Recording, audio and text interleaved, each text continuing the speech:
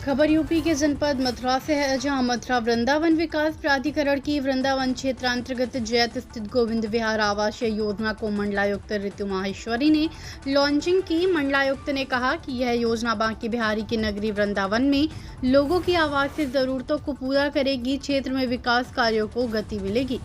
शनिवार को श्री राधा रानी की नगरी बरसाना में आयोजित कार्यक्रम के दौरान मंडलायुक्त ने मथुरा वृंदावन विकास प्राधिकरण द्वारा विकसित की जा रही गोविंद विहार आवासीय योजना के लिए पंजीकरण प्रक्रिया को ओपन करते हुए कहा कि निकट भविष्य में प्राधिकरण की इस तरह की और भी अन्य योजनाएं आएंगी।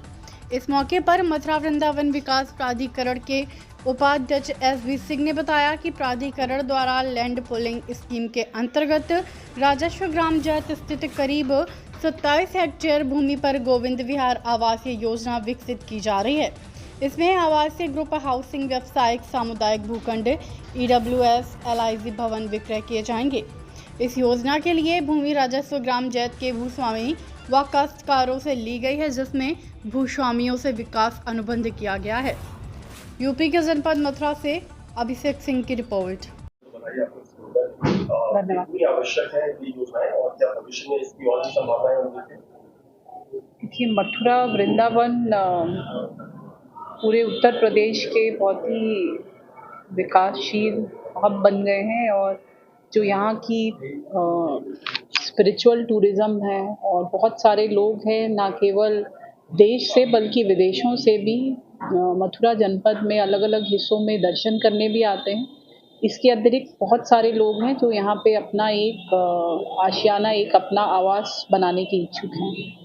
इसी दृष्टिकोण को देखते हुए मथुरा वृंदावन विकास प्राधिकरण द्वारा लगातार अपना लैंड बैंक बढ़ाने के लिए प्रयास चल रहा है। कई वर्षों बाद प्रयास करके लैंड पूलिंग की 2 योजनाएं, हनुमत विहार और गोविंद विहार आवासीय योजना, MVDA द्वारा लॉन्च की गई हैं। हनुमत विहार का ड्रॉ अभी हम लोगों ने सक्सेसफुली कंप्लीट किया है। आज गोविंद विहार आवासीय योजना जो जैत में है, इसका आज लॉन्च किया गया है।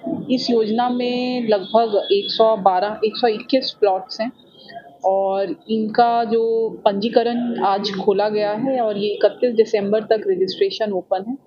इस योजना के माध्यम से जो भी लोग उत्तर प्रदेश के या इवन जो बाहर के लोग यहाँ आके अपना एक घर बनाना चाहते हैं, उनके लिए ये योजना लॉन्च की गई है। इन दोनों योजनाओं के अतिरिक्त भी मुख्यमंत्री शहरी विस्तारीकरण योजना के तहत फरह में MVDA द्वारा एक नई टाउनशिप विकसित करने का कार्य चल रहा है, जिसमें अभी लैंड परचेज चल रही है। तो पूरा प्रयास है कि जो यहाँ पे लोग रहना चाह रहे हैं, उनको एक लीगल वे में, एक ऑथेंटिक वे में गवर्नमेंट की तरफ से आवासीय योजना मिले। और क्योंकि ये पहली बार योजनाएं जो लॉन्च होती हैं, MVDA के जो और गवर्नमेंट के गाइडलाइंस हैं, उसमें लॉटरी में इसमें दिया जाता है। उसके बाद जो बचे हुए प्लॉट्स हैं वो ऑप्शन से निकाले जाते हैं, क्योंकि ड्रॉ के माध्यम से लोगों को अप्लाई करने का भी मौका मिलता है। तो ये एक लोगों के लिए बड़ी सुखद पहल होगी। मैम, आज आपने बरसाना में स्थलीय निरीक्षण किया है, किन प्रमुख योजनाओं पर इस समय MVDA काम कर रहा है, उनकी क्या? देखिए, जनपद मथुरा में मथुरा, वृंदावन, गोवर्धन, बरसाना और बहुत सारे ऐसे स्थल हैं जहाँ पर लोग दर्शन करने आते हैं।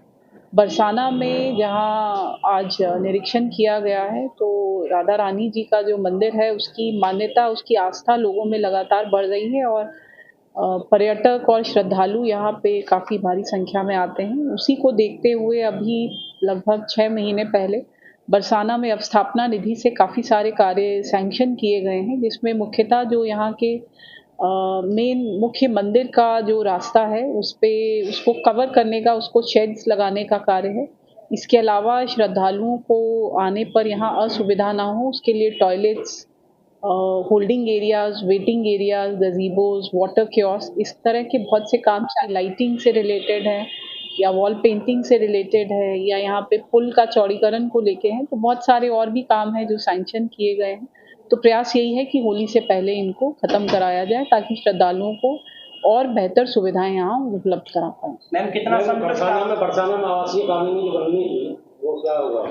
अभी उस पर वार्ता चल रही है, अभी उसमें फाइनल नहीं हो पाया है, वो अभी वार्ता चल रही है।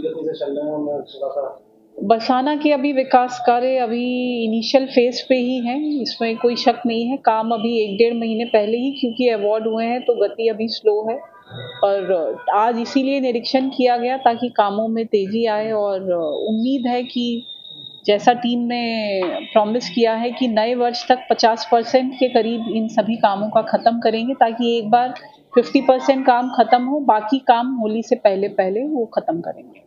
मैम, वृंदावन एक पुराना शहर है, वहाँ गोल्फ कार्ट की टीम है, ये कितना लाभ देगी लोगों को? गोल्फ कार्ट और वृंदावन में लोग अपनी गाड़ी से भी आते हैं, गाड़ी के बाद अलग अलग पार्किंग से दर्शन करने के लिए पैदल भी जाते हैं, ई रिक्शा से भी जाते हैं और अभी कुछ महीने पहले ही गोल्फ कार्ट की सुविधा वहाँ दी गई है।